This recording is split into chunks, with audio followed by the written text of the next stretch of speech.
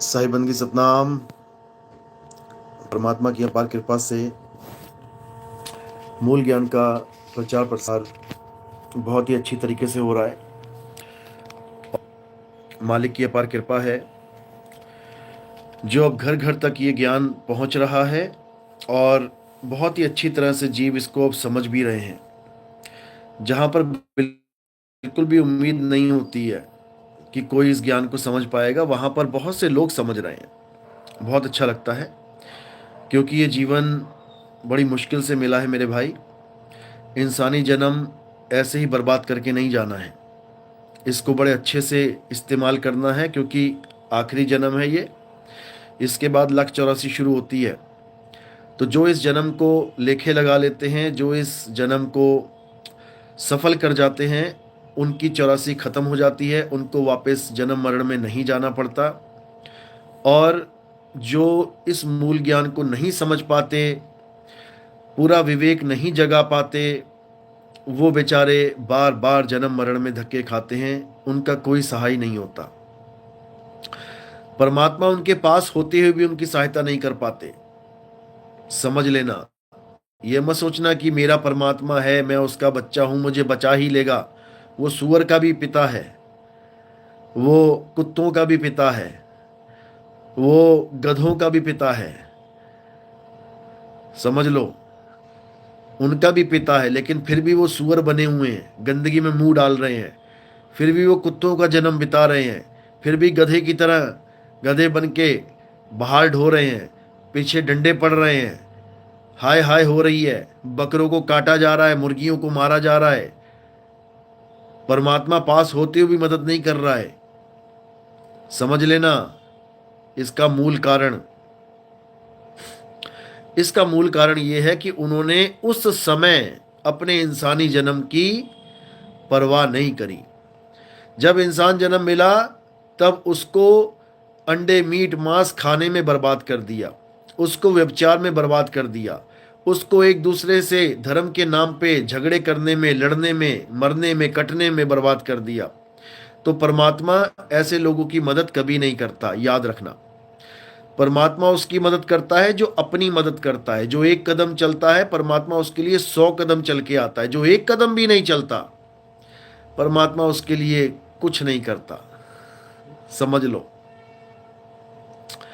तो इसलिए परमात्मा सबका जनक है, सबका पिता है, लेकिन केवल उस पर मालिक की दया होती है जो उस काबिल होता है। अच्छे से याद रखो, जो उस काबिल होता है उस पर मालिक की दया होती है। और जो मर्यादाएं भंग करता है, जो नियम का पालन नहीं करता, क्योंकि इंसान जन्म में भी बहुत से नियम हैं जिसको फॉलो करना पड़ता है। जो अपने नियमों को फॉलो नहीं करता, जो अपनी मर्यादा में नहीं रहता, परमात्मा उसकी कोई मदद नहीं करते। इसीलिए बोला गया, गुरु को सिर पे राखिए, चलिए आज्ञा माही, और कहें कबीरता दास को ये तीन लोक भय नाही। कहते हैं जो मर्यादा में रहता है और परमात्मा को अपने शीश पे रखता है, उसको ये तीन लोग छोड़ने का भी भय नहीं रहता। वो जब मालिक की मौज हो तब जाने के लिए तैयार रहता है। ये महिमा है सतगुरु की, ये महिमा है निज नाम की, ये महिमा है सार शब्द की। समझ लो अच्छे से। तो कह रहे हैं, सार शब्द है शिखर पर मूल ठिकाना, सोए बिन सतगुरु पाए नहीं, लाख कथे किन कोय। बिना सतगुरु के वो सार शब्द का भेद मिल ही नहीं सकता। और सार शब्द का भेद मिल जाए फिर भी मर्यादा में कोई ना रहे, तब भी उसका कल्याण नहीं होगा। याद रखना, ये बिल्कुल क्लियर कट है, इसमें कोई दो राय नहीं है। तो इसलिए सबसे पहले हमें एक अच्छा शिष्य बनना है। गुरुवाई का कीड़ा दिमाग से निकाल देना है। जितने भी ये यूट्यूब पे गुरु बने बैठे हैं, अभी भी समय है, सुधर जाओ। साहिब कहते हैं, जो मिला सो गुरु मिला, चेला मिला ना कोई, और गुरु की भक्ति छोड़ के मुक्ति कहां से होए। जितने भी लोग ज्ञान समझ के पंथ में आते हैं, गुरुवाई करने का कीड़ा घुस जाता है उनके अंदर। यही पतन का कारण बन जाएगा। समझ लो, ये पंथ मिला है परमात्मा की दया से भक्ति करने के लिए। भक्ति वक्ति तो करते नहीं है, उठा के यूट्यूब चैनल बना के बैठ जाएंगे। इल कुक्कड़ दा पता नहीं है ता उडारियां मारनगे आसमान दे उत्ते दियां। दिक्कत ये है, जिसके अंदर ये कीड़ा है कि मैं यूट्यूब पे स्टार बन जाऊं, मैं यूट्यूब पे आ जाऊं, मैं छा जाऊं, समझ लो कि वो 84 का दौर है। वो 84 में जाने की तैयारी करे। अब कुत्ता बन के जब घूमना पड़ेगा ना, गली गली में डंडे खाने पड़ेंगे लोगों के, जब सुअर बन के नालियों में गंदगी खानी पड़ेगी, तब समझ में आ जाएगा यूट्यूब क्या होता है। अभी तो यूट्यूब यूट्यूब चल रहा है, समझ लो। इसलिए भक्ति करो। बार बार बोल रहा हूं, अभी शरीर अच्छा खासा है, अभी कर सकते हो। एक भी बीमारी लग गई ना अगर शरीर में, तो हालत खराब हो जाएगी। नहीं तो उसके बाद बीमारी में ही ध्यान रहेगा 24 घंटे। हाय हाय हाय हाय, इसके अलावा कोई शब्द नहीं आएगा मुंह पे। लेकिन इंसान समझता नहीं है इस बात को। अहंकार में डूबा हुआ है, चरम अहंकार में डूबा हुआ है कि मुझे क्या होगा, अरे मैं तो हमेशा ठीक रहूंगा, ऐसी की तैसी सबकी। इसी अहंकार में मरता है ये। इतना बुरा हाल हो गया लोगों का कि अपने माँ बाप को भी घर से बाहर निकाल देते हैं अहंकार वश की मैं तो कभी बूढ़ा होऊंगा ही नहीं, मैं तो कभी इस अवस्था में आऊंगा ही नहीं, मैं तो हमेशा तगड़ा रहूंगा। अरे मेरा बेटा मुझे थोड़ी नहीं निकाल पाएगा, मैं उससे तगड़ा हूं। बेटा वो एक दिन तगड़ा हो जाएगा और तू एक दिन बूढ़ा हो जाएगा, और वो देखेगा कि तूने कैसे उसके दादाजी को निकाल के सड़क पे खड़ा कर दिया, उसकी दादी को निकाल के सड़क पे खड़ा कर दिया। तब वो तुझे पकड़ के निकालेगा, तब तुझे समझ में आएगा करनी का फल क्या होता है। आज नहीं समझ में आएगा। जो अपने माता पिता को और अपने गुरुओं को जो अपमान कर देते हैं, याद रखना उनकी हालत खराब होती है 101%। अपमान का मतलब क्या है समझ लो अच्छे से। जो अपने माँ बाप को मारते हैं, गंदी गंदी गालियां देते हैं, उनको घर से बाहर निकाल देते हैं, बहू आ जाती है तो उसको अकेले में पीटते हैं, ऐसे लोग कभी सुख नहीं पाते, क्योंकि उनका सारा रिकॉर्ड उनके बच्चों के दिमाग में जा रहा है। और एक दिन वही बच्चे उन माँ बाप का सारा किया धरा पूरा हिसाब लेंगे और लेके रहेंगे। और जो अपने गुरु के प्रति अपशब्द बोलते हैं, गुरु को गालियां देते हैं, गुरु को उल्टा पुल्टा बोलते हैं, उनको तो परमात्मा कभी जीवन में माफ नहीं कर सकता। परमात्मा इन दोनों का, अगर हम इन दोनों के साथ अन्याय करते हैं तो परमात्मा कभी माफ करता ही नहीं है। इन दोनों का ऋण हम कभी चुका ही नहीं सकते। सिर भी कटा लेना अपना, शीश, तब भी नहीं चुका सकते। क्यों? क्योंकि हमें मुक्ति का जो मार्ग है, यानी मनुष्य चोला है, वो माँ बाप की वजह से मिला है। अगर इस मनुष्य चोले में आए हैं तो उन माँ बाप की वजह से आए हैं जो मनुष्य थे, तभी तो हम मनुष्य बन पाए। तो इस संसार में मनुष्य बन के आना, ये हमारे माँ बाप की वजह से हमें ये लाभ मिलता है। इसका हम कभी देना दे ही नहीं सकते। और इस मनुष्य चोले के द्वारा इस संसार से निकलना, ये बिना गुरु के संभव नहीं है। इसलिए हम गुरु का भी देना नहीं दे सकते, समझ लो। तो मनुष्य चोला गुरु के द्वारा ही सफल हो सकता है। इसलिए गुरु सबसे श्रेष्ठ है, माँ बाप से भी ज्यादा श्रेष्ठ गुरु को बताया। माता पिता मिल जाएंगे 1,84 माही, गुरु भक्ति और भजन बंदगी फेर मिलेगी नाही। यानी माता पिता का ऋण तो हम कभी नहीं दे सकते, लेकिन फिर भी माता पिता से भी श्रेष्ठ गुरु को बताया गया। यानी गुरु का ऋण तो हम कभी उतार ही नहीं सकते। शीश दिए जो गुरु मिले तो भी सस्ता जान। अब कौन देगा गुरु के नाम पे सिर? कौन कटवाए अपना सिर? सिर कटवाने में भी सस्ता है, लेकिन किसी की इतनी औकात नहीं कि अपना सिर कटवाए। तो जो अपना सिर भी ना कटवा पाए गुरु के लिए, समझ में आती है बात कि चलो सिर कटाना बहुत मुश्किल है। लेकिन अगर कोई गुरु के बारे में बहुत अपशब्द बोले, गलत बोले, तो उसका हिसाब तो भैया कानों को हाथ लगाए। हमने तो देख रखा है हिसाब क्या होता है। इसलिए ठीक है, तुम्हारी गुरु के साथ पटरी नहीं खाती, ठीक है, कोई मतभेद हो गया, कोई बात नहीं, तुम एक गुरु छोड़ो दूसरे को पकड़ लो, कोई बंधन नहीं है, जितने मर्जी गुरु पकड़ते जाओ। लेकिन अगर तुम गुरु के खिलाफ अपशब्द बोल रहे हो, तुम गालियां दे रहे हो, तो तुम महा महा महादोषी हो। और इसका हिसाब इतना खतरनाक होगा कि खून के आंसू रोना पड़ता है, खून के आंसू रोना पड़ता है। क्यों? क्योंकि संत का निंदक महाहत्यारा और संत का निंदक परमेश्वर मारा। एक आम आदमी मारे तो समझ में आता है कि चलो ठीक है, मारा, कूटा, उधेड़ा, कोई बात नहीं, ठीक है। लेकिन जब परमात्मा मारे जब परमात्मा सजा देने लगे, तो भैया हालत खराब हो जाती है।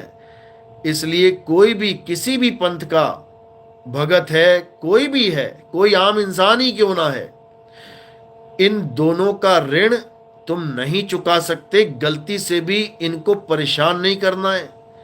जिसने अपने माँ बाप को परेशान कर दिया, मैंने कितनी वीडियोस देखी हैं, बाप को पटक पटक के मार रहा है लड़का, जवान लड़का। क्यों? क्योंकि वो सोच रहा है कि मैं कभी बूढ़ा होऊंगा ही नहीं। माओ को घूंसे मारे जा रहे हैं, दिल दुखता है देख के। जिस मां ने 9 महीने कोख में रख के जन्म दिया हमें, उसी मां के मुंह पे घूंसे मार रहे हैं लोग, कपूत। उनकी ऐसी हालत होगी, ऐसी हालत होगी कि उनको दोजक में भी जगह नहीं मिलेगी, कि नरक में भी जगह मिल जाए उनको।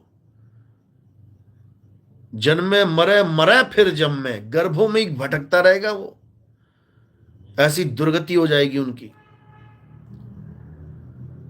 और जो गुरु के लिए कोई षड्यंत्र बना रहा है, कोई गालियां दे रहा है, कोई कुछ बोल रहा है, अरे तुम्हें नहीं गुरु का ज्ञान पसंद आ जाए, दफा हो जाओ। तुम्हें गुरु का ज्ञान नहीं समझ में आया, दफा हो जाओ। किसी भी पंथ में हो, वहां से दफा हो जाओ, भाग जाओ, छोड़ के भाग जाओ उस गुरु को। लेकिन भाई गुरु के खिलाफ गंदगी मत बको, क्योंकि तुम्हें नहीं पता, अपराधी को नहीं पता होता कि उसके अपराध की क्या सजा मिल सकती है। फिर जज के आगे हाथ जोड़ के बैठा होता है, माफ कर दो, माफ कर दो, माफ कर दो। इसलिए भाई ये प्रकृति का खेल बहुत खतरनाक है। जहां तक हो सके अपने कर्म शुद्ध रखो। किसी पर अत्याचार करोगे तो प्रकृति अत्याचार करेगी। और याद रखना, प्रकृति जब अत्याचार करती है तो पूरा हिसाब लेती है अच्छे से, समझ लो। साहिब बंदगी सतनाम, तो इसको अच्छे से समझना है। और एक बेचारी जो मैंने बताया था, जिसकी रीढ़ की हड्डी टूट चुकी है, वो बहुत गरीब लेडीज है। तो कोई उसकी मदद करने वाला नहीं है, कोई उसको देख रेख करने वाला नहीं है, लेकिन शुक्र है कि हमारी केजीएफ टीम है जो उसका पूरा ध्यान रख रहे हैं। उसके लिए वकील भी अपॉइंट कर लिया गया है और बहुत जल्दी उसका केस लड़ा जाएगा।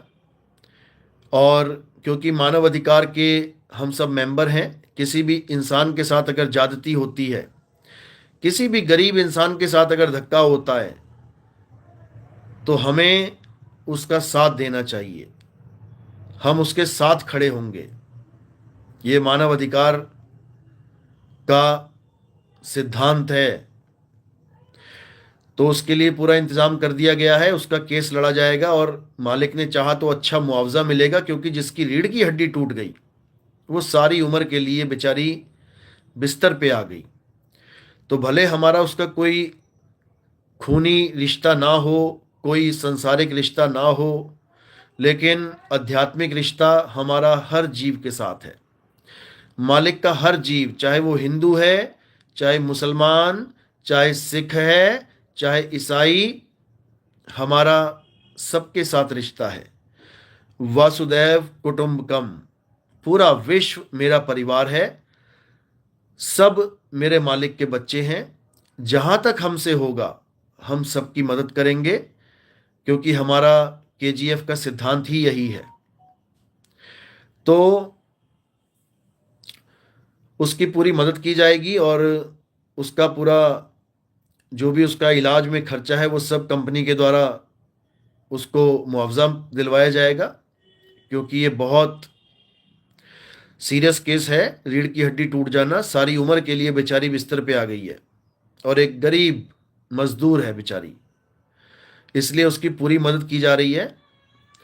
और जो मैंने बोला था कि हमारे भगत अब एक्टिव हो जाएं, जो भी प्रचार करना चाहते हैं, खुला प्रचार करना चाहते हैं, जो हमारे साथ पूरे भारत में गली गली में सत्य का डंका बजाना चाहते हैं, उनको भी मैं समझाना चाहूँगा कि हमारे प्रचार में देखो, हमारा प्रचार वो नहीं है कि तुम्हें चोला पहनाया और गली गली में घुमा दिया मांगने के लिए, बिल्कुल नहीं। हमारा कोई भी हमारा शिष्य होगा जो प्रचार करेगा, वो कभी अपने तन के लिए कुछ नहीं मांगेगा। मर जाऊं मांगू नहीं अपने तन के काज, परमारथ के काज में मोहे न आवे लाज। तो जो भी हमारी टीम में शामिल होंगे, जो भी प्रचार प्रसार में शामिल होंगे, जो गली गली में सत्य का डंका बजाएंगे, वो काम भी करेंगे। वो मांगने वाली टीम नहीं होगी कि कोई सोचेगी जी मंगते तैयार कर रहा है नितिन दास। मंगते नहीं तैयार कर रहा है, हम ऐसी टीम तैयार कर रहे हैं जो भूखों को अन्न देगा, जो नंगों को बदन पे कपड़े देंगे, हम कमा के देंगे। कहें कबीर कुछ उद्यम कीजिए और आप खाएं औरों को दीजिए। और उसका पूरा इंतजाम मैं कर रहा हूं, क्योंकि हर इंसान में कुछ ना कुछ हुनर होता है। उसके हुनर के हिसाब से उसको उद्यम में लगाया जाएगा। वो मेहनत करेगा, अपनी कमाई करेगा, अपना भी पेट पालेगा, प्रचार भी करेगा और भूखों को अन्न अपनी मेहनत के पैसों से खिलाएगा। ये हमारी शिक्षा होगी और ये बहुत जल्दी साकार किया जाएगा। ये हमारा सपना है कि गली गली में ऐसे हमारे शिष्य खड़े हों जो पूरी गली में सत्य का डंका बजाएं, और कोई अगर गली में भूखा सोने वाला है तो उसका पेट भी भरें। ऐसे शिष्य तैयार करेंगे हम। वो मंगतों की फौज तैयार नहीं करेंगे कि अलख निरंजन जय दुख भंजन दे दे माई कुछ बाबा को। ये हमारा काम नहीं होगा, ना ही हमारे शिष्यों का काम होगा।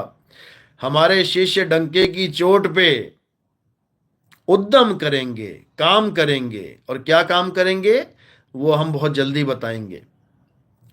तो इसलिए हमारी जो फौज होगी वो ऐसी फौज होगी जो पूरे समाज को बदल के रख देगी।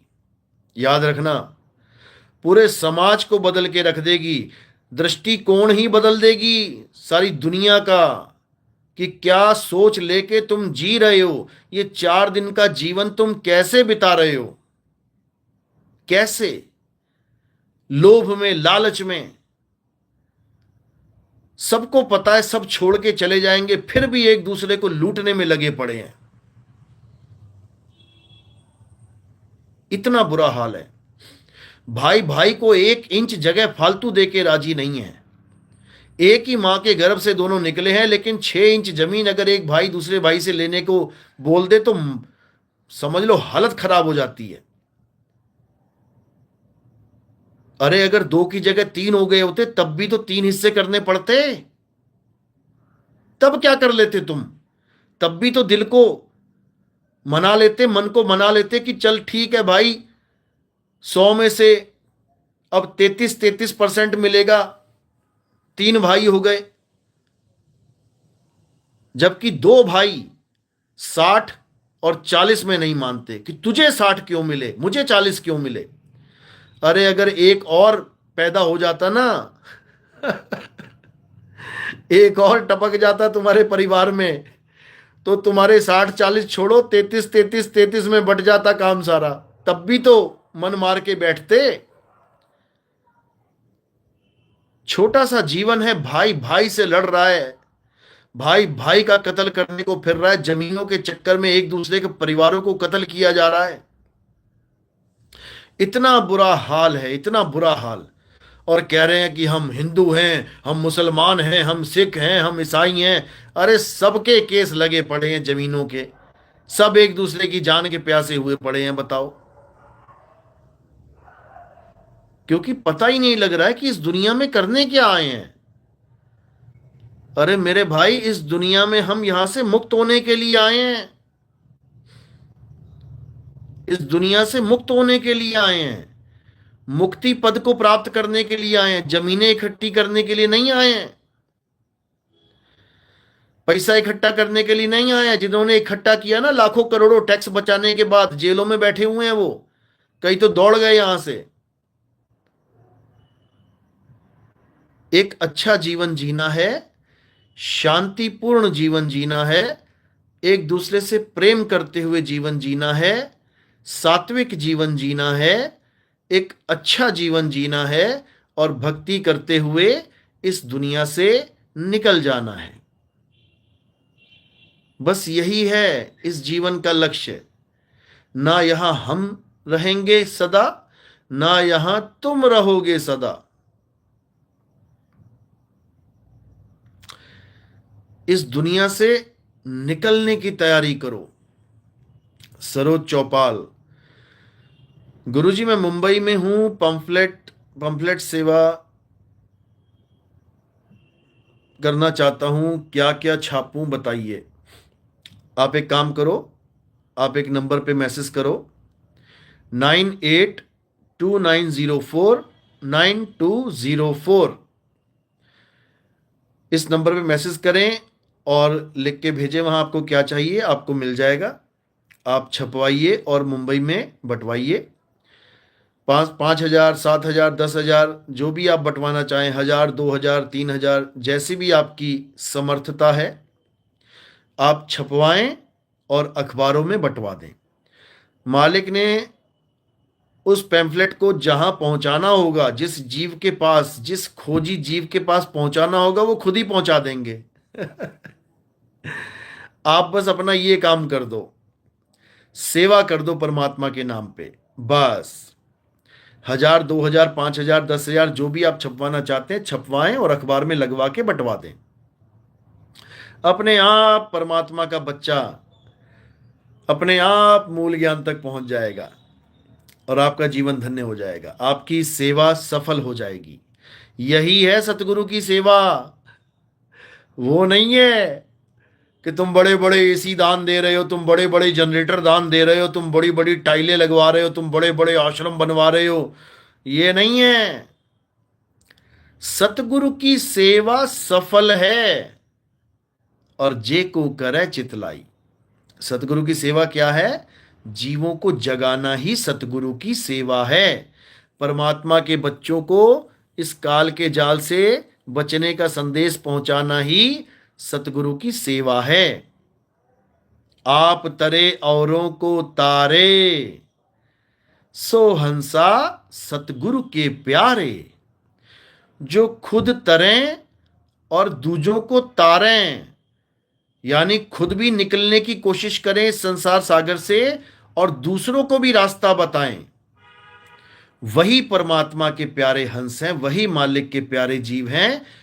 इसके अलावा और कुछ नहीं करना है, बस समझ लो।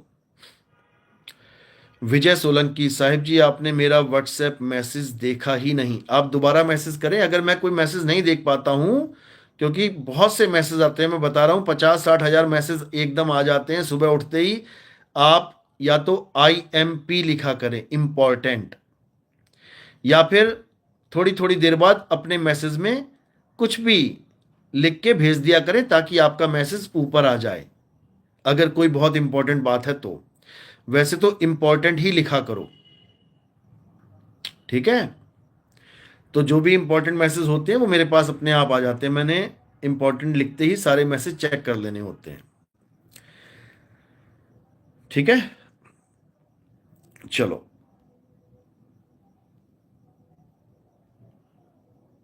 सतनाम सतनाम। सतीश कुमार साहिब बंदगी सतनाम, लखनऊ से, जय सतनाम। राकेश कुमार सतनाम सतनाम सतनाम। मंजू सिंह चौधरी साहिब बंदगी सतनाम, गुरु जी के चरणों में बार बार प्रणाम। साहिब जी, हम 3 लोग हैं एंटी करप्शन से जुड़ना चाहते हैं, कृपया करके हमें उपाय बताएं।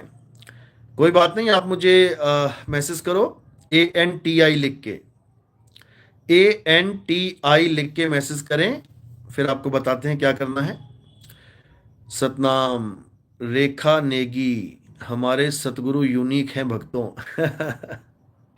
सतनाम सतनाम। हमारी कलम आप तक, साहिब बंदगी सतनाम गुरु जी, जय सतनाम। जयंत महंत, गुरु जी साहिब बंदगी सतनाम, सतनाम जी सतनाम। रमेश मन मस्ती शायरी, अच्छा, साहिब बंदगी सतनाम। प्रवीण शिवरन, साहिब बंदगी सतनाम गुरु जी, सतनाम जी। सलीम मोहम्मद, साहिब बंदगी सतनाम, साहिब बंदगी सतनाम। गुरु जी को बारंबार प्रणाम करता हूँ मेरे मालिक, तेरी याद सदा, तेरी सदा ही सदा जय हो। सतनाम, आशीर्वाद, सतनाम। मोहम्मद नबी, KGF जिंदाबाद, जिंदाबाद जी जिंदाबाद, सतनाम। KGF का मतलब समझ लो क्या है। KGF का मतलब है कबीर गुरु की फौज। समझ लो, ये वो फौज है जिसके बारे में जिक्र किया गया कि मशरक से फौजें निकलेंगी। मशरक से फौजें निकलेंगी और पूरी दुनिया में छा जाएंगी। ये वही फौज है KGF, यानी कबीर गुरु की फौज।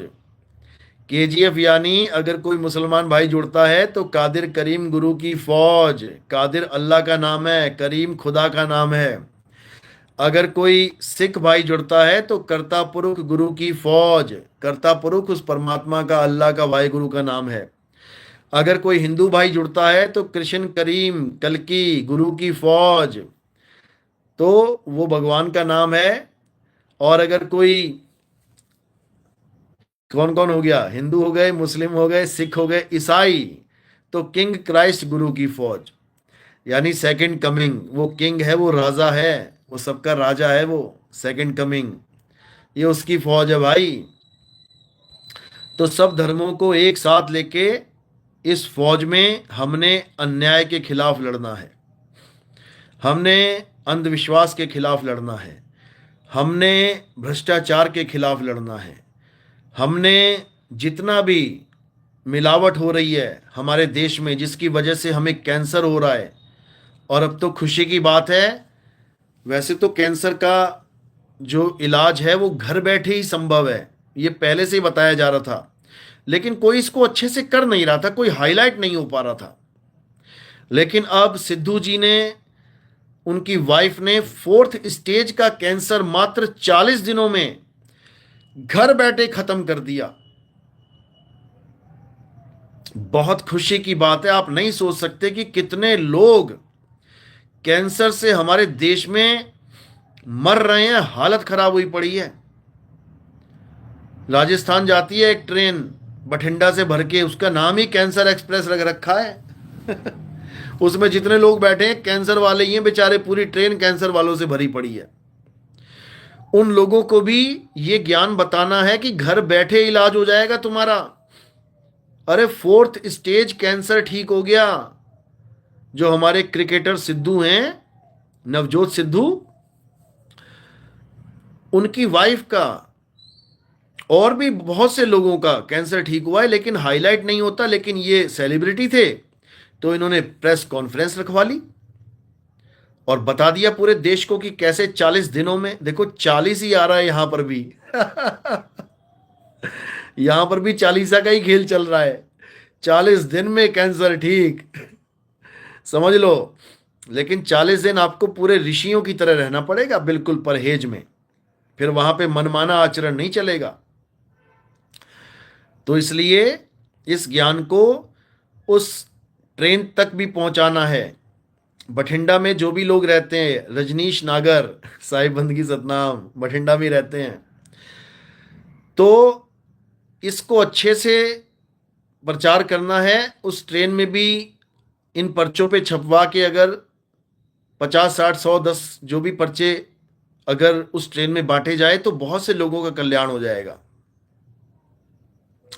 बहुत से लोगों को मरने से बचाया जा सकता है, क्योंकि अंग्रेजी दवाइयों से कैंसर ठीक नहीं होता है। 4th स्टेज का तो स्पेशली नहीं होता है।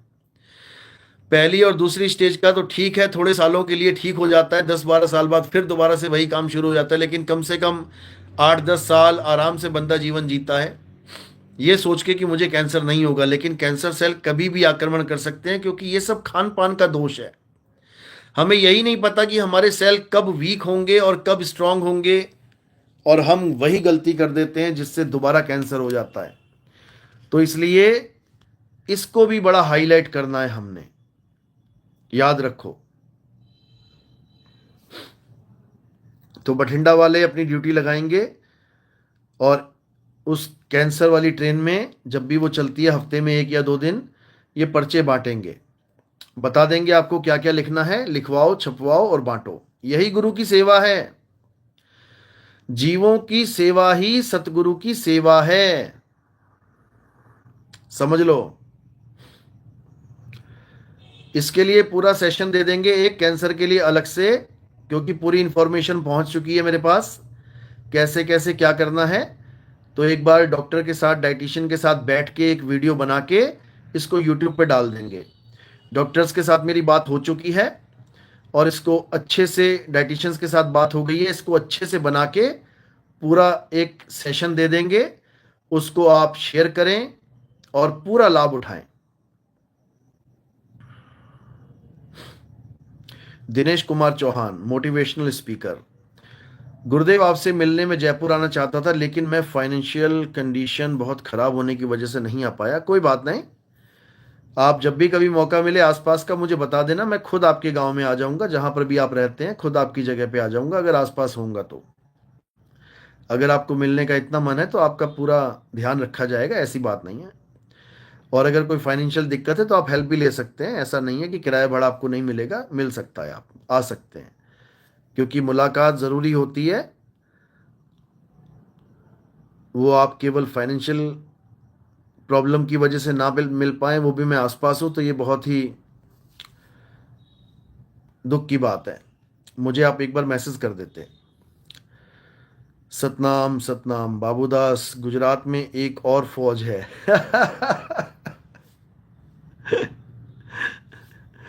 फौज तो कई बनी बैठी हैं। बाबूदास, बाबू भाई, फौज तो बहुत बनी बैठी हैं, लेकिन उन फौज का काम क्या है? उन फौज को यही नहीं पता कि करना क्या है, फौज तो बना के बैठ गए। सतनाम सतनाम।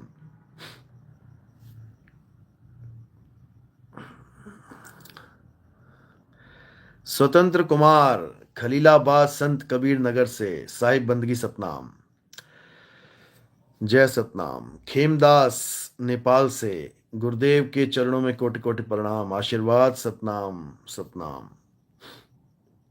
जयंत महंत, दुनिया में सबसे बड़ी है माँ, और जो माँ की भी माँ है वो आत्मा। क्या बात है, बहुत सुंदर बहुत सुंदर। जो माँ की भी माँ है वो आत्मा, बहुत बढ़िया। जो देवों का भी देव है वो महादेव क्या बात है, बहुत बढ़िया।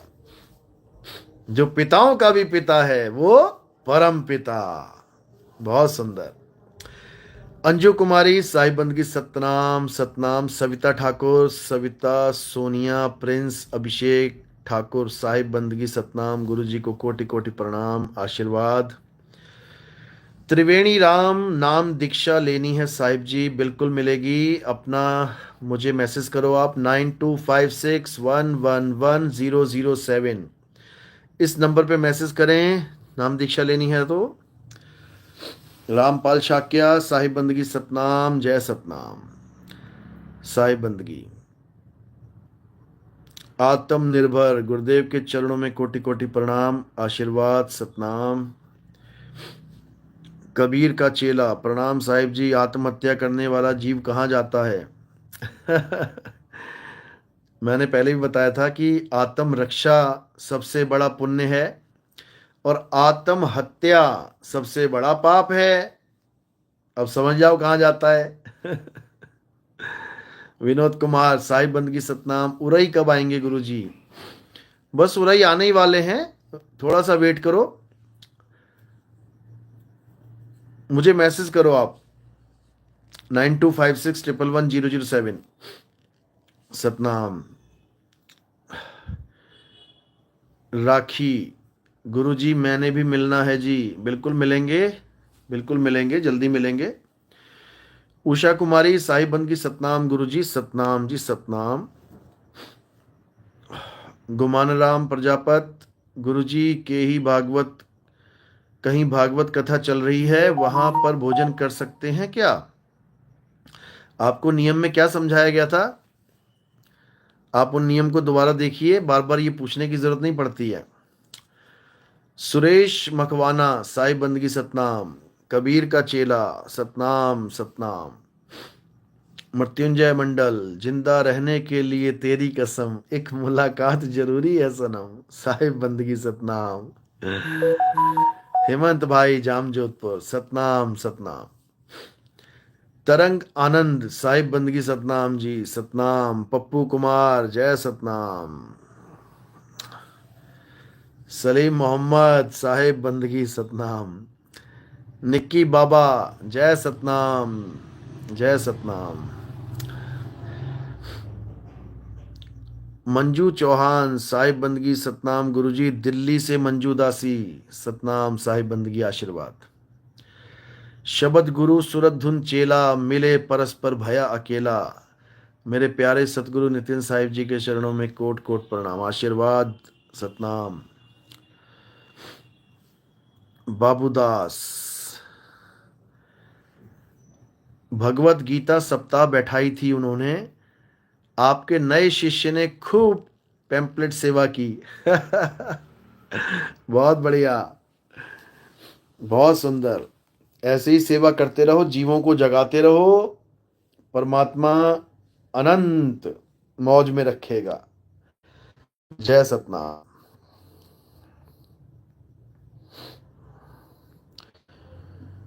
राहुल रॉय, राहुल रॉय, क्या बात है। गुरुजी आपसे मिलना चाहता हूँ, बिल्कुल मिलेंगे जी, बिल्कुल मिलेंगे। आप कहाँ रहते हैं मुझे बताएं। सतनाम सतनाम सतनाम, साहिब बंदगी। गुरु शरणम, गुरुदेव कानपुर की चूड़ी टाइट करिए, आपके दर्शन का विलासी कानपुर की चूड़ी टाइट करिए क्या बात है। उषा शर्मा, साहिब जी का ऑर्डर होगा तभी टीम आगे बढ़ेगी, बिल्कुल बढ़ेगी जी, बिल्कुल, जल्दी ऑर्डर मिलेगा। और ऐसे शिष्य बनेंगे हमारे, ऐसा काम करेंगे कि दुनिया देखेगी कि क्या बात है, ऐसा भी कुछ होता है क्या, ऐसे भी संत महात्मा होते हैं क्या, ऐसे भी प्रचारक होते हैं क्या। देखना, क्योंकि आज तक लोगों को जितने भी मिले हैं मांगने वाले मिले हैं, ये बांटने वाले साधु कहाँ से आ गए। ऐसे साधु क्रिएट किए जाएंगे, ऐसे साधु बनाए जाएंगे जो बांटेंगे। समझ लो, लोग हैरान होंगे, खड़े होके देखेंगे कि ये हो क्या रहा है। ये कौन सी टीम तैयार हो गई भाई, जो गरीबों को भोजन खिला रही है। बस देखते जाओ आगे से आगे, क्योंकि साधु मांगने वाले देखे हैं आज तक ने, इसीलिए साधु संत बदनाम होते। और बाबा नानक ने जो भोजन खिलाने का, भोजन करवाने का, भंडारे का जो जो रीति चलाई, वो आज तक चलती आ रही है।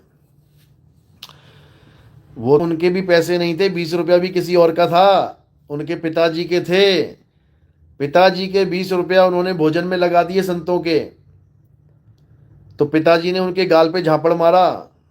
क्यों मारा? क्योंकि पिताजी के पैसे लगे उसमें।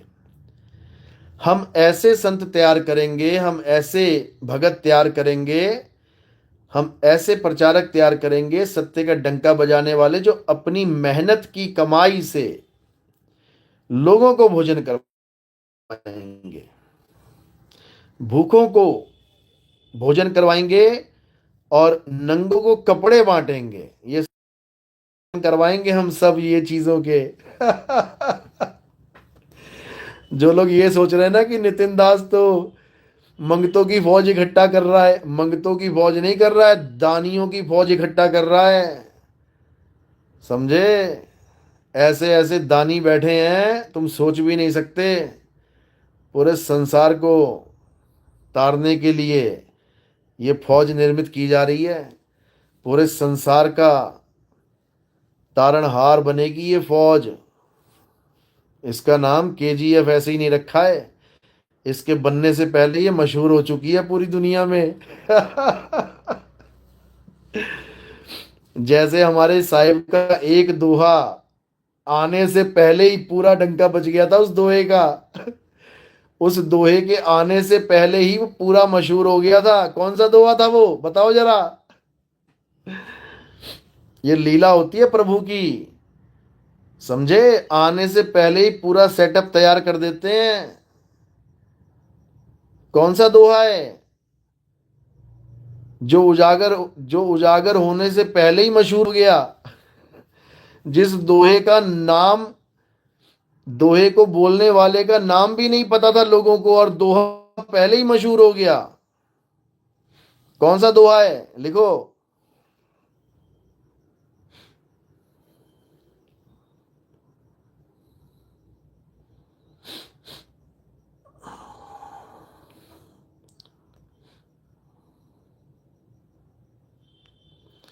बहुत बढ़िया।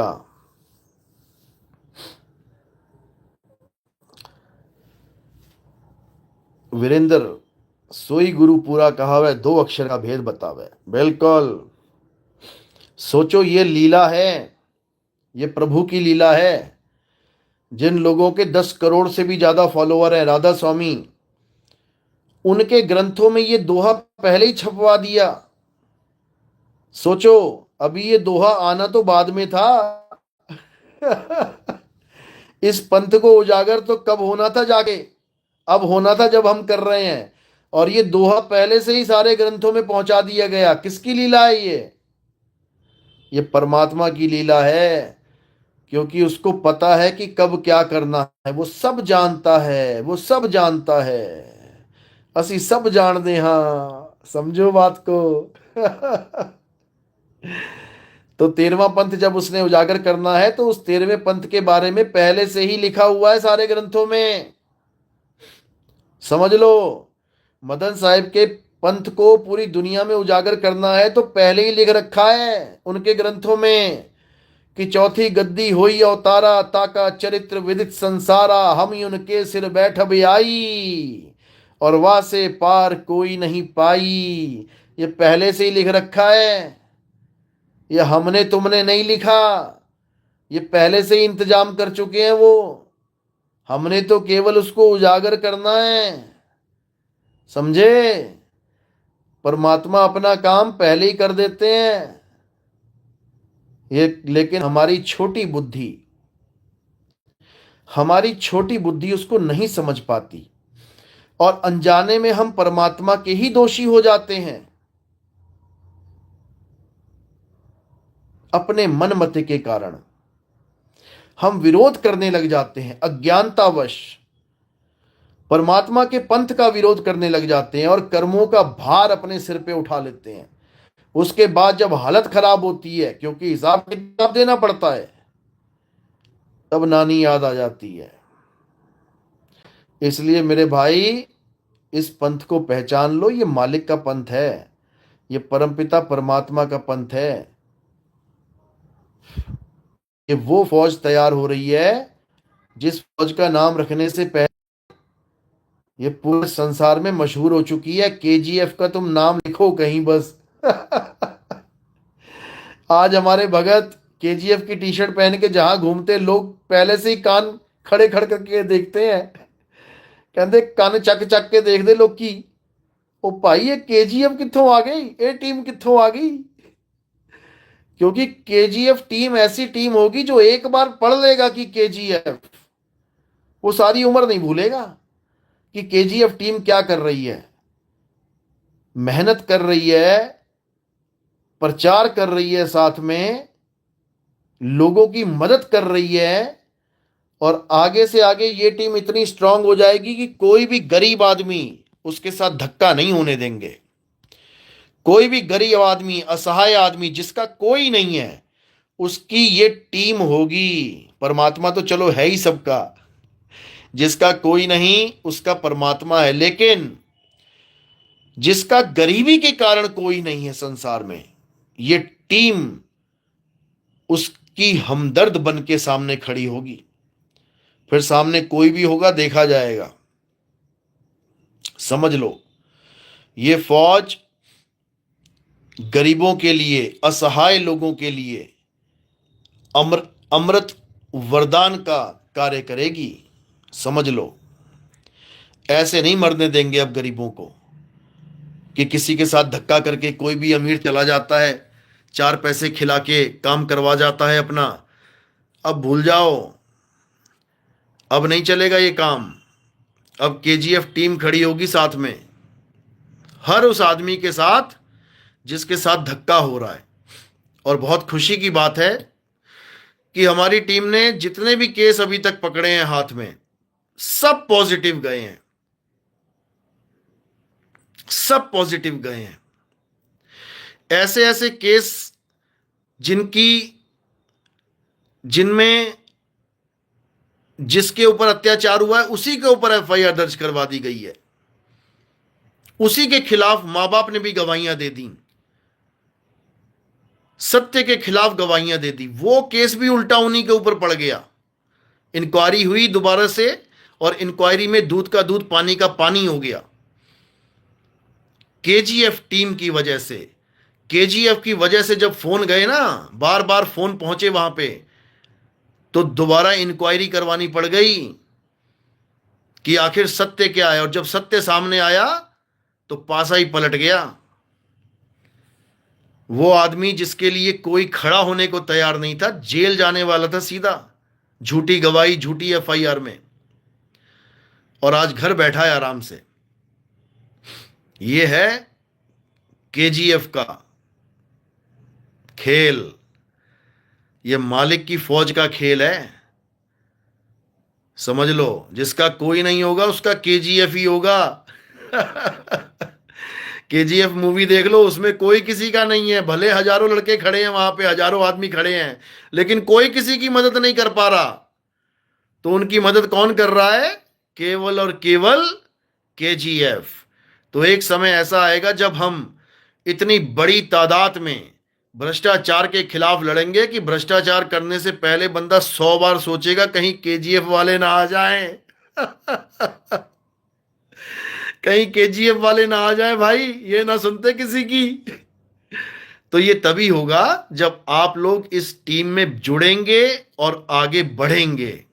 याद रखो, अगर बुरे लोग एक साथ मिलके काम कर सकते हैं, सारे बुरे लोग एक साथ मिलके काम कर ही रहे हैं, तभी वो मजे कर रहे हैं इस दुनिया में।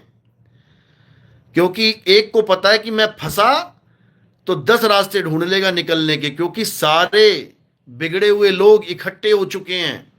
लेकिन एक अच्छा आदमी फंसता है, उसको रास्ता ही नहीं नजर आता निकलने का, कैसे निकलूं? क्योंकि उसको हम लोग इकट्ठे नहीं हैं, अच्छे लोग इकट्ठे नहीं हो सकते, इसलिए फंस जाते हैं। अब अच्छे लोगों को इकट्ठा होना है, अब एक ऐसी टीम बनानी है, ऐसा युग पलटना है कि कलयुग में सतयुग लेके आना है। और ये कलयुग में सतयुग तभी आएगा जब हम सब एक हो जाएंगे। हिंदू, मुस्लिम, सिख, ईसाई, हम सब एक हो जाएंगे। और इस कार्ड की अहमियत समझ लो मेरे भाई। हमारा एक शिष्य है, ड्राइवर है, बड़े आराम से आ रहा था गाड़ी चलाता हुआ, पुलिस वालों ने पकड़ लिया। अब वही पुराना काम, हाँ जी कुछ लेके ले दे के जाओ, उसने कार्ड दिखा दिया और उसको कहते भैया आप जाओ। कोई पैसा नहीं देना पड़ा। सोचो सोचो कार्ड बनाने का कितना बड़ा प्रॉफिट हुआ। इसलिए केजीएफ ज्वाइन करो, ज्वाइन केजीएफ, और इस देश को एक अच्छा समाज दो, इस देश को एक अच्छा वक्त दो, इस देश पे हम गर्व कर पाए दोबारा से। अभी कोई गर्व नहीं कर रहा देश पे, सब परेशान हैं, भूखमरी से परेशान हैं, नौकरियों से परेशान हैं, नहीं मिल रही हैं, ऊपर से भ्रष्टाचार इतना चरम पे है कि क्या खाएं ये भी सोचने का विषय बन गया है कि क्या ऐसा खाएं कि कैंसर अंदर ना जाए। समझ लो। तो अब एकजुट हो जाओ, एकजुट हो जाओ और अपनी गली से शुरुआत करो। गली में कोई मिलावट करता है, वहां पर 10 लोग चले जाओ, खड़े हो जाओ वहां पे, हाँ भैया क्या खिला रहा है तू, सैंपल टेस्ट करेंगे, इसका चेक करेंगे हम, कैसे बना रहा है दूध, कैसे बना रहा है दूध, कहां से मिल रहा है भाई। हलवाई वाले से पूछो दूध कहां से ला रहे हो, तुम्हें पता है कि कितना खोआ, कितना दूध नकली, घी नकली, कौन खा रहा है ये? हम तुम ही खा रहे हैं, हमारे तुम्हारे बच्चे खा रहे हैं, मर रहे हैं, तड़प रहे हैं। 4 पैसे बचाने के चक्कर में, 4 पैसे बनाने के चक्कर में वो तुम्हें कैंसर दे रहे हैं और तुम खाते जा रहे हो। तुम्हें पता ही नहीं है कि करना क्या है। जब टीम बनेगी तो पूरी गाइडलाइंस मिलेंगी, क्या कब कहां करना है। समझ लो। सीधे छापे मार सकते हो आप कार्ड के जरिए, अगर आपके पास कार्ड है आप सीधे छापा मार सकते हो कहीं पर भी, 5 लोग जाके, 10 लोग जाके, ये अथॉरिटी हो जाएगी आपकी। कहीं पर भी लगता है गड़बड़ है, सीधे जाके छापा मारो, हाँ भाई कहां से लाया दूध, दूध वाले का नंबर लिया, पहुंच गए वहां पे, हाँ दिखा कितनी भैंसे है, कितना दूध देता है, इतना कहां से दूध आ रहा है, हाँ भाई कहां, गोदाम से मंगा रहा है, गोदाम में बन रहा है दूध, नकली दूध बना रहे हो, यूरिया से दूध बना रहे हो, ये सब तुम पकड़ सकते हो। अपनी ताकत को पहचानो, ये सब तुम कर सकते हो। केवल सरकारी लोगों के, सरकारी ऑफिसरों के सिर पे नहीं बैठना है जाके कि उनके भरोसे बैठे रहो, बार बार उनके सिर पे चढ़ो जाके, सर जी वहां पे ऐसा हो रहा है, सर जी वहां पे वैसा हो रहा है। तुम खुद उसमें कूद सकते हो, खड़े हो जाओ 100 लोग जाके एक जगह, उसकी हालत खराब हो जाएगी जो तुम्हें कैंसर बांट रहा है। समझ लो, जो तुम्हें इंजेक्शन लगा लगा के, लौकी रात भर में पका के बड़ा करके खिला रहा है, वो दोषी है इस देश का। तुम्हारा फर्ज बनता है कि उस बंदे को पकड़ो, उसको अकल दो, तुम्हारा फर्ज बनता है। और तुम नहीं ये काम कर रहे हो तो क्या फायदा तुम्हारा इंसान होने का। इसलिए इस टीम में ज्वाइन हो जाओ और ज्यादा से ज्यादा लोग अपना काम प्रॉपर तरह से करो। देखो यहीं पे इंग्लैंड, यहीं पे अमेरिका, यहीं पे जापान, जर्मनी बन जाएगा। समझ लो, आज हमारे जो पंजाबी भाई 50-50 लाख रुपया देके जंगल टू जंगल दौड़ के, भाग के, छलांगे मार के, कूद के, बॉर्डर क्रॉस करके, इलीगल तरीके से, यानी एक अपराधी होके किसी देश में घुसते हैं, इसीलिए क्योंकि उनको यह बात समझ में आ गई कि हमारा देश रहने लायक है ही नहीं है, हम तो अमेरिका में रहेंगे, अमेरिका में खाएंगे, अमेरिका में पिएंगे, उसके लिए जान देनी पड़ जाए तो जान भी देने को तैयार हैं। रास्ते में कितनी लाशें पड़ी होती हैं, डंकी लगा लगा के जाते हैं पैनामा के जंगल से।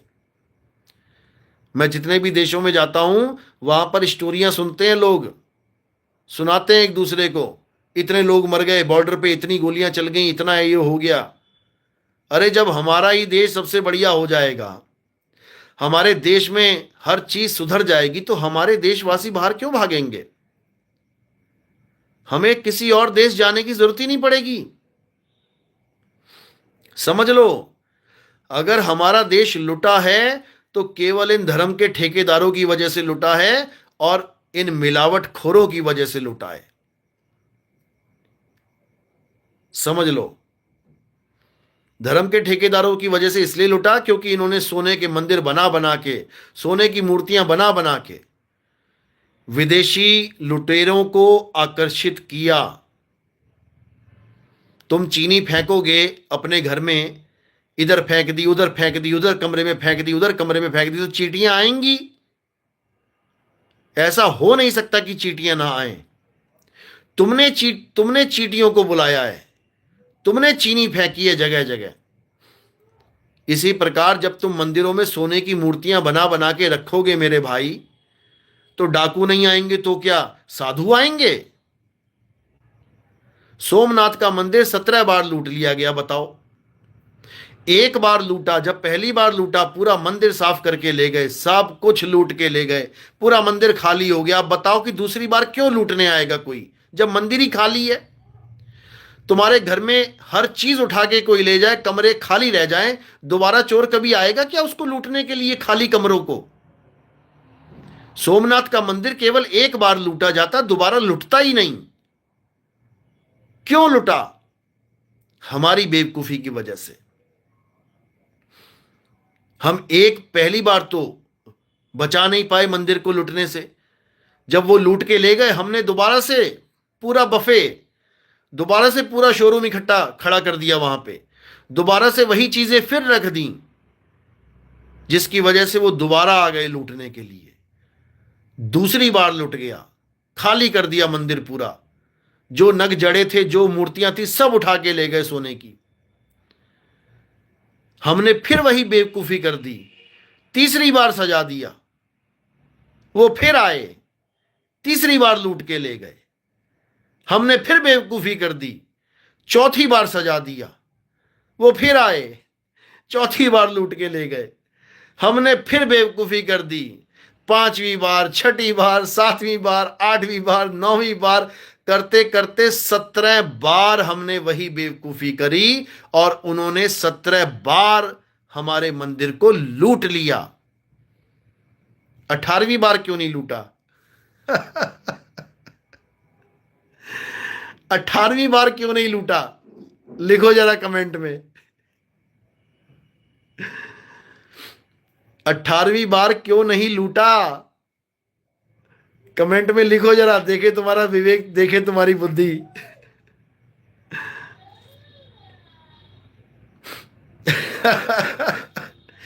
पप्पू कुमार लिख रहे हैं कि पास में धन ही नहीं बचा। सोने की मूर्ति नहीं बनी। मेरे भाई 17 बार छोड़, अगर 1700 बार वही बेवकूफी करते रहते हम लोग, तो 1700 बार लुट जाता वो। सबसे अच्छा जवाब इन्होंने दिया है, सरोज चौपाल ने। क्या जवाब दिया कि गुरुजी फिर वहां सोने की नहीं, पत्थर की मूर्ति का निर्माण कर दिया होगा।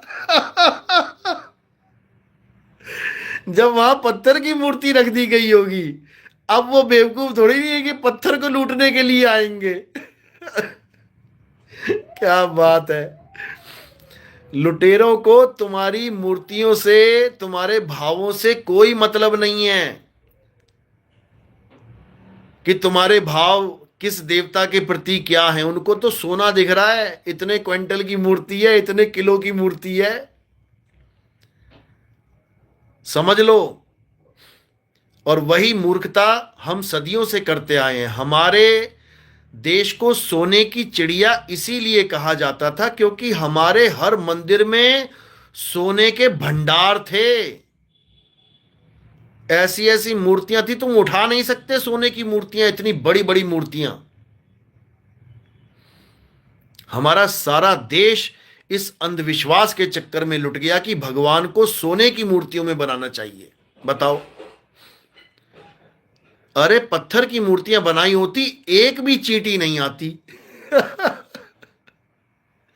एक भी चींटी नहीं आती।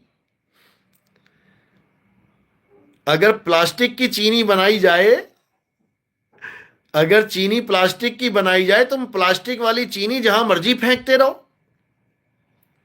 एक भी चींटी नहीं आएगी। यही हमारी मूर्खता है कि हम भगवान को सोने की मूर्ति ही बना रहे हैं। बताओ, अरे देश की अर्थव्यवस्था है सोना। सोना हमारे देश की अर्थव्यवस्था है। हम अपनी अर्थव्यवस्था को लुटेरों को लुटवा रहे हैं मूर्तियां बना बना के।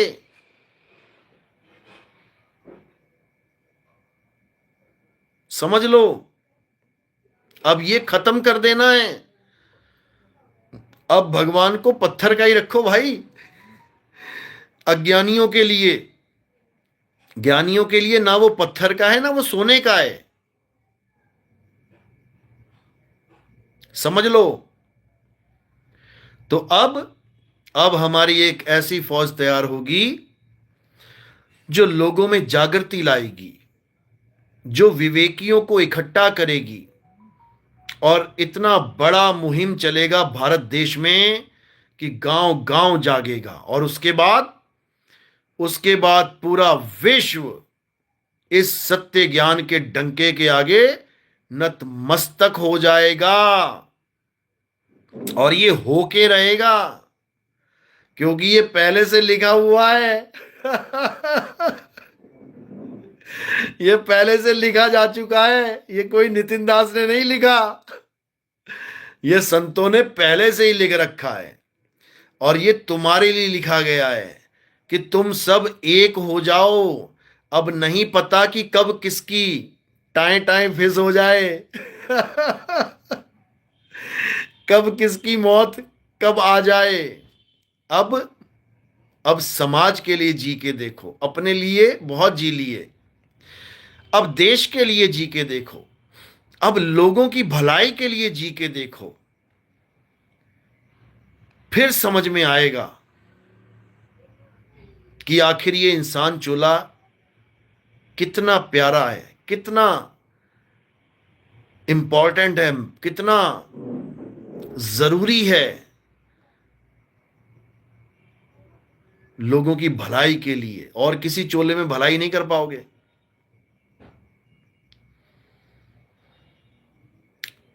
समझ लो।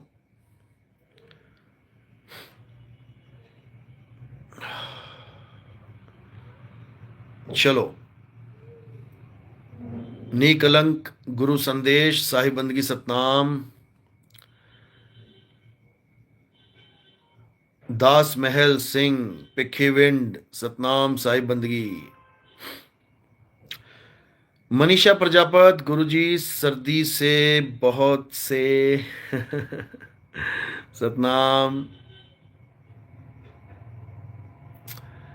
उषा शर्मा, सोनू दासी, रेखा मित्तल सतनाम साहिब बंदगी। लक्ष्मी, आई बो डाउन टू योर फीट मालिक साहिब बंदगी सतनाम, जय सतनाम। उमा राठौर साहिब बंदगी सतनाम, साहिब जी के चरणों में कोटि कोटि प्रणाम, आशीर्वाद सतनाम। जयंत महंत, गुरुजी एफएम रेडियो पर भी प्रचार करेंगे क्या? बिल्कुल करेंगे, हर जगह प्रचार होगा। 2025 में पूरी टीम बनेगी प्रचार के लिए। आईटी सेक्शन में भी प्रचार होगा, आईटी टीम भी बनेगी हमारी 2025 में, जो पूरा सोशल मीडिया कवर करेगी। और हमारी वकीलों की भी टीम बनेगी जो पूरा जितना भी कहीं अन्याय हो रहा है उसके लिए वो लड़ेंगे। और हमारी एक ऐसी भी टीम बनेगी ऐसे वकीलों की जो बिल्कुल मुफ्त केस लड़ेंगे पूरे देश में, जो पहले से ही लड़ रहे हैं। और उन्होंने मुझे स्पेशल कहा है कि अगर आपका कोई भी भगत, कोई भी गरीब भगत अगर फ्री में वकील करना चाहेगा, सेवा लेना चाहेगा, तो हम बिल्कुल तैयार हैं। तो उन लोगों को भी सेवा का मौका दिया जाएगा, क्योंकि हर बंदा चाहता है कि परमात्मा के जीवों की सेवा करे। हर इंसान चाहता है, तो सबको मौका मिलेगा।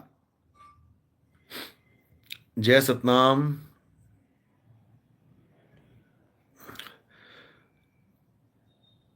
सतनाम सतनाम सतनाम।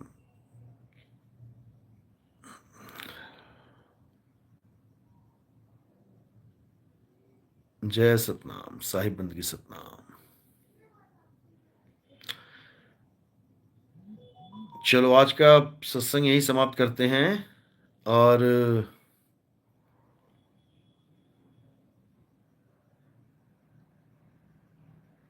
सतनाम सतनाम सतनाम।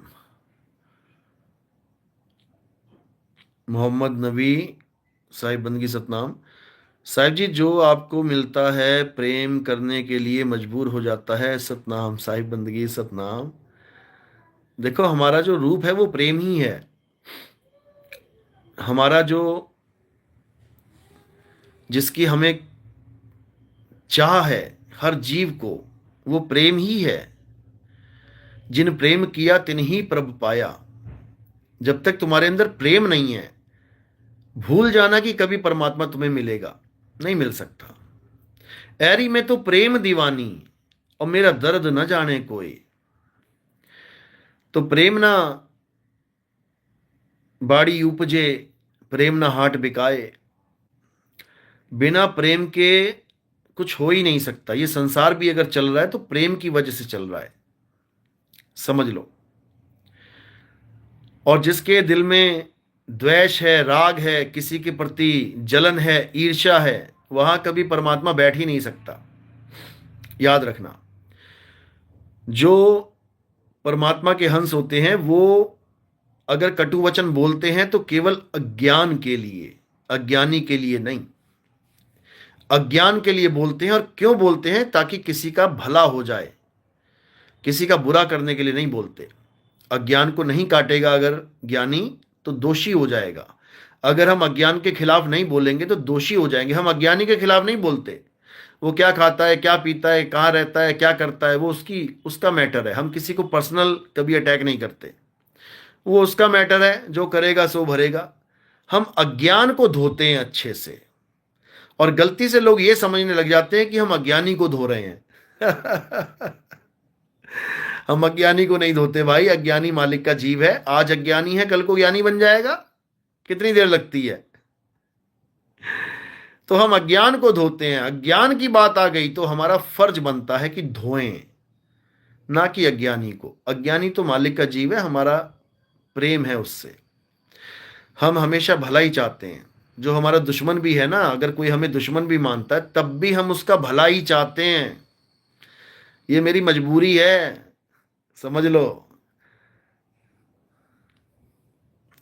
क्या करूं ओ जीवों, क्या करूं ओ जीवों, मैं हूं आदत से मजबूर। ये हमारी आदत से मजबूरी है कि हमें प्रेम करना ही करना है लोगों से। बिना प्रेम के कुछ मिलने वाला नहीं है। तो पहले प्रेम में आ जाओ। सबको मालिक का अंश जानो, सबको परमात्मा का पुत्र जानो, सबको मालिक के बच्चे जानो। फिर किसके साथ झगड़ा, किसके साथ लफड़ा? लेकिन अज्ञान के साथ जन्म जन्म का झगड़ा, जन्म जन्म का लफड़ा। इसलिए अज्ञान को धोना है अच्छे से, अज्ञानी को नहीं। अज्ञानी से नहीं हमारा कोई झगड़ा है। सतनाम सतनाम। चलो, तो आज का सत्संग यही समाप्त करते हैं। अब कल मिलेंगे। साहिब बंदगी सतनाम। जय बंदी छोड़ की। जय सतनाम। जय सतनाम।